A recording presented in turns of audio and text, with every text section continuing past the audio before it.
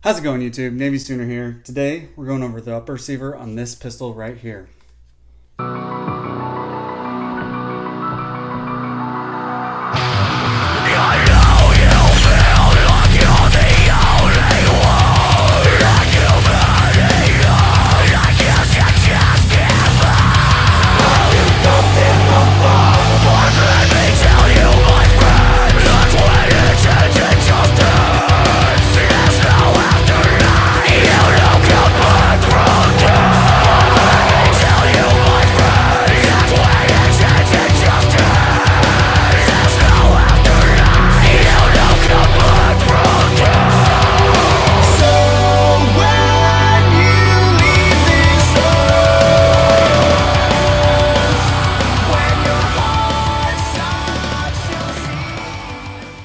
The upper receiver that you see here on this pistol is the Geissele Super Duty 10.3 inch stripped.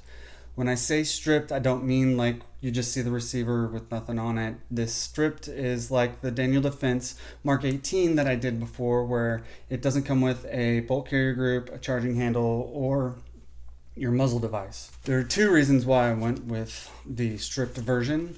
One was I can compare this price-wise to the Palmetto State Armory Cold Hammer Forge / Geissele rail they call their premium upper receivers. The second reason, what was available, plus it's like $300 cheaper than the one that has all the other shit. Now, I did mention Palmetto State Armory. Their uppers are going anywhere from like $659 to like over $700, like $720, and that's for their premium ones with the Geissele rails and the Cold Hammer Forged barrels. This one right here, I usually don't talk about price till later in my video, but this one right here goes for $699, which makes it very comparable to the Palmetto State Armory premium uppers. I will talk about the comparison between the Palmetto State Armory uppers and the Geissele Super Duty upper later on in the video, but for now, we're just going to go through the rifle. We're going to start here with the receiver. The receiver has a square marking, meaning it is Brass Aluminum Forging Enterprises, which Colt uses, and the Geissele URGI that Geissele puts out to civilians uses the same receiver forging. There is one big difference though between that receiver and this one. So we'll talk about that later on.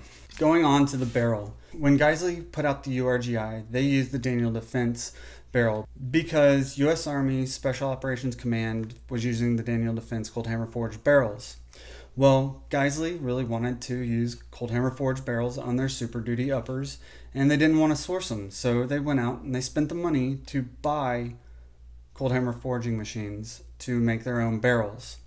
Now, they do offer this in a duty version where it doesn't come with a Cold Hammer Forged barrel. I really like Cold Hammer Forged barrels. Some people want to talk about how they really don't have that much life over non-Cold Hammer Forged barrels. I mean, it's to each their own. There is a little bit of more life, but I don't think I'll ever shoot as many rounds through it that I'll need to worry about that. I just like the strength of Cold Hammer Forged barrels and the chrome lining that they have. As well, Cold Hammer Forged barrels are very, very accurate. Like I said just a second ago, it is chrome lined and it has a salt bath nitriding. It is a 10.3 inch barrel. I think they did that on purpose since the Mark 18s are 10.3 inches. Talk about that here in a second. And it is a 1-in-7 twist. So using a 1-in-7 twist and the heavier grain bullets that you're going to need for such a short barrel if you're reaching out to a little bit further distances to have better terminal ballistics, 1-in-7 twist, 77. I use 69 grain and 75 grains and 77, but I have this zeroed in for 69 grains. 1-in-7 twist is perfect for 69 grain through 77 grain. It helps stabilize those heavier bullets. The gas block that comes with it is the Geissele Super Gas Block, and it is pinned. The handguard on this upper receiver is a Mark 16 handguard. The Mark 16 rail is what is used on the URGI for Geissele and what is used for the URGI that goes to U.S. Army Special Operations Command. This handguard is 9.5 inches. There are details here that you can see here on the side that the URGI has that this Mark 16 rail does not, which is the anti-rotation tabs. I'm going to roll in a picture right here of the difference between this rail and receiver as opposed to the Geissele URGI rail and receiver. You see that? It looks like a puzzle piece. That way of having an anti-rotation on it and having it locked in, it is almost bomb-proof. There are other great rails out there that are pretty damn strong, but this one, for rotation purposes and strength purposes, is awesome. I really like this rail. I like the Mark 16 altogether because of it having M-lock at all the different positions, but this is strong. It is a very strong rail. There are other rails out there that will hold 0 for things that you need it to hold 0, like my laser here. I just prefer this one. There is a video out there of guys like dropping the Geissele URGI or the Mark 16. There's a video out there of guys dropping the Mark 16 rail and it cracking and it losing 0. Well, they used a gas block that was touching the freaking rail. They made it fail on purpose. So they made it fail on purpose. That's not going to fail how it's set up here, how it's set up on the URGI. It's not going to fail. Those guys wanted to make it fail, and I think they had a bias. I have the Mark 16 on this pistol. I have it on a 14.5 inch Super Duty that I'm going to be doing a review on. Yes, I'm going to do another Super Duty review because 14.5 inch, different length barrel, and it's different length gas system.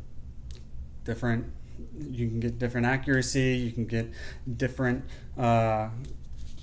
and you can get different performance out of a 14.5 inch as opposed to the 10.3 inch. So that's why I'm going to be doing a separate review on the 14.5 inch. I also have the Mark 16 rail on my Geissele URGI upper, and well, I just really like Geissele rails, not just necessarily the Mark 16, but Geissele rails in general are really strong and I really like them. I have a Mark 14 rail on a other build that I've built, and I'll be showing that to you later on in the video when we talk about the differences between PSA and Geissele.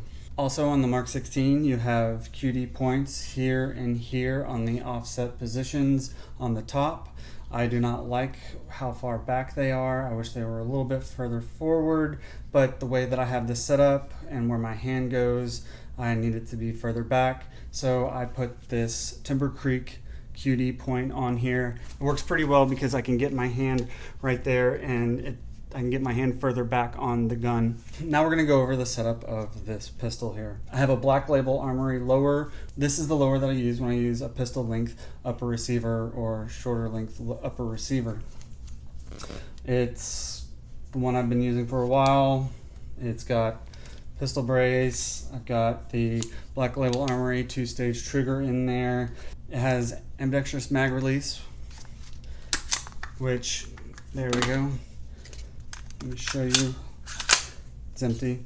The ambidextrous mag release isn't a part of Black Label Armory's lowers. It's just something I threw in there. I'm also using a CMC enhanced bolt carrier group, which I am going to be suppressing this pistol later on when I finally get my suppressor in. Whenever that'll be, but whatever. I have a B5 Systems QD point in the back here, and I'm using a Magpul K2 grip here. On the upper receiver itself, like I said before, I'm using the CMC bolt carrier group. I am using a Radian Raptor SDSL. It's the skinnier, or it is the one that doesn't come out as far there, and it is modified for suppressor use because I'm suppressing it eventually. I have the Vortex AMG UH1 Gen 2 Huey on here, which I did a review over. I also ran it with an EOTech EXPS 3 TAC 0, and I did my accuracy testing for this upper using a primary arms 1:6 scope. I have a Surefire light here with a Surefire pressure pad. It has an Arasaka mount for the light. I'm running this Holosun laser, which is IR and visible light. They're slaved together. That way I don't have to worry about zeroing it at night. And it also has an IR illuminator on it. I have the BCM CAG hand stop here, which I really like. And then I'm also running it with BCM panels. On the end here I have a Nox, which I have used Rockset to put on there because eventually I'm going to be suppressing it. Like I said, well, it's going to be a little while, but I still threw it on there anyways. And I really like the Nox, and you can see that in my review, or in my comparison of the Nox to the Surefire Warcomp, which some people don't like, and I really don't give a fuck if you don't like it, because this is what I like. I'm sorry. The backup sights are Midwest Industries. The front sight is fixed. The rear sight is their Battle flip-up sight. I have the pressure pad secured using a zip tie here. Then I have a piece of athletic tape right here, which I don't know, I kind of like it there rather than a zip tie or a rubber band or anything. There are people out there that don't like that I do just AR upper receivers. Well, guess what? I just did a Bergara bolt action. I did a CZ-P10F. I've done other things that aren't just AR uppers or ARs altogether. If you'd like to see me do something else, this costs money. This is what I like. I do like other stuff. It's just this is what people are looking for right now. And if you'd like me to do other reviews, you can go to my Patreon or you can go to my Subscribestar and you can donate to my channel, because this is my money. I'm not sponsored. I don't have anything coming to me. The only thing free that I've gotten was a t-shirt, and that is from someone that we're getting ready to talk about later. But the guy here, I'm getting ready to use some profane language, so if you don't like it, get the fuck out of here now. This fucking asshole wants to talk about how I'm begging for money. Every other fucking channel asks for money to donate to them because it's not fucking cheap to do this. I'm not even sponsored, okay? A lot of those other channels are sponsored, and I'm not sponsored. So, if you'd like to see other content, you can go to my Subscribestar and you can go to my Patreon account. Sorry if I offended anybody, but I mean, I'm getting like $15 a month, and that's from Garrett over at Life, Liberty, Pursuit of Happiness. I'm not sponsored by them. That's just what he wants to donate to me. Speaking of Life, Liberty, Pursuit of Happiness, they are the reason I talk about them so much is because it's a I scratch your back, you scratch my back situation. We're both ex-Navy. Garrett is a good guy. We're just helping each other out. So go check out Life, Liberty, Pursuit of Happiness. Their Instagram is going to be down below, and I'm sure I've flashed it across the screen here somewhere. There are grumblings out there of the Mark 18 Mod 3, which you can find different places on the internet, like Google search Mark 18 Mod 3. They talk about it on ARFCOM. They talk about it at other places. It's just grumblings. I don't know what's going on if they're testing a new one, but like I said, this has the 10.3 inch barrel, but I'm pretty sure that they're using an 11.5 for that. They're also using the Mark 16 handguards for it. Could be completely wrong about the Mark 18 Mod 3. I go out and search it. I looked as much as I could without racking my brain and trying to look stupid if I said something wrong, but that's what I've found out about it.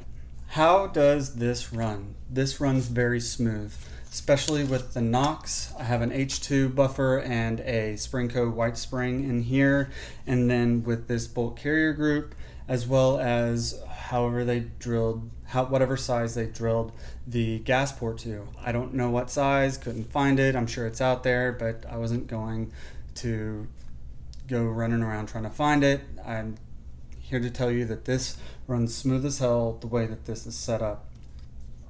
For a 10.3 inch, this is probably the smoothest one I've shot. I'm able to keep the muzzle down and get multiple strings of fire on target real easily. The barrel profile on here, which I didn't talk about earlier, is a Geissele barrel profile, which the URGI, the Daniel Defense, is, I believe, a government profile.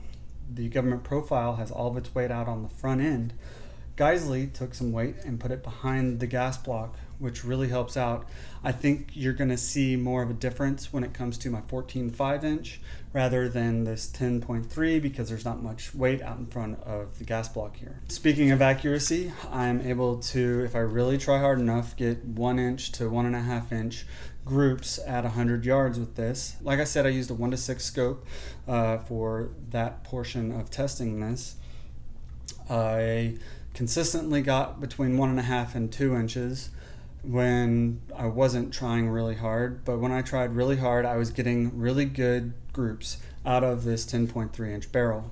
Now that I've gone over this upper receiver, we'll talk about the Palmetto State Armory premium upper receivers, the ones that have the Cold Hammer forged barrels and the Geissele Mark 14 rails. This is a Mark 14 rail. It's not the Geissele uppers, but this is a Mark 14 rail. The Mark 14 rail is just about similar except for there aren't QD spots on these areas here. It's a good rail, it's a strong rail, and I have no problem with it, but I like the Mark 16 because there's more M-LOK spots on it. Now getting into the FN barrel. Geissele is using a Cold Hammer forged barrel. FN, Cold Hammer forged barrels. Now you can go and search Codaboy32 doing a bore sight video of the FN barrel, and it looks really nice, but you also got to remember that they didn't just grab any barrel off the shelf and send it to Codaboy. They knew what was going to happen, so I'm sure they went in and they picked the very best one that came out. When a company like FN is sourcing barrels out to other companies, I'm pretty sure that when they're making a mass order, their quality assurance or quality control might be lacking a little bit. That being said, every FN barrel that I've gotten from Palmetto State Armory has been good and accurate. There are some that you can find on the internet where people have talked about it not being as good as advertised. I still like them. They're still good barrels. I just prefer these because the ones that Palmetto State Armory come with are M4 profile barrels, and I don't know, I don't mind the M4 profile. I just like these better. And then they also have government profile barrels on some of them, and I like these better. As well, when it comes to the upper receivers being put together, Palmetto State Armory, I'm sure, since it's a premium upper receiver, they have a lot of quality control and watching what they're doing when it comes to putting those upper receivers together. I have heard that people have gotten their upper receivers and the barrel nut has been loose, or they haven't gotten accuracy that they expect out of them. I haven't had that issue. I've seen it on forums and a couple of YouTube places, but I have not seen that issue. And I still think that Palmetto State Armory is a great upper receiver.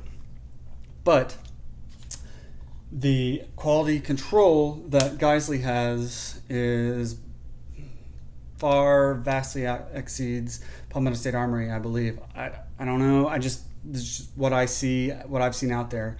People can talk trash about Geissele and their debacle when it came to the Black Friday sale that they had and overselling stuff, and it taking forever for things to taking forever for things to get to the consumer. But they got to the consumer and they were good. There, I'm sure, was some that got out that were bad, but that's with every single product that you put out. Anything, no matter how good quality control is, something bad could happen. BCM has had that issue with gun thoughts. This upper receiver is $6.99. The Palmetto State Armory premium version for the 10.5 inch barrel was $6.59. For $40 more, you can get something that says Geissele on it instead of Palmetto State Armory. Don't get me wrong, I like Palmetto State Armory, premium uppers, and I think for beginners, their other uppers are good. But for $40 more, you can get a Geissele upper receiver. This upper receiver is awesome, and I don't plan on ever getting rid of it. I mean, that could change. I've said I'm not going to get rid of other things, and I've gotten rid of it, but I think this is what I'm going to stick with from now on for my home defense upper receiver. That's it for the Geissele Super Duty in 10.3 inches. Navysooner out. Let's fucking try this again, I guess. I tried doing it outside, and it was just too windy, and I got shadows, and I just started recording again, and about a third of the way through my recording, I fucking realized I didn't goddamn fucking hit record. So anyways, how's it going, YouTube?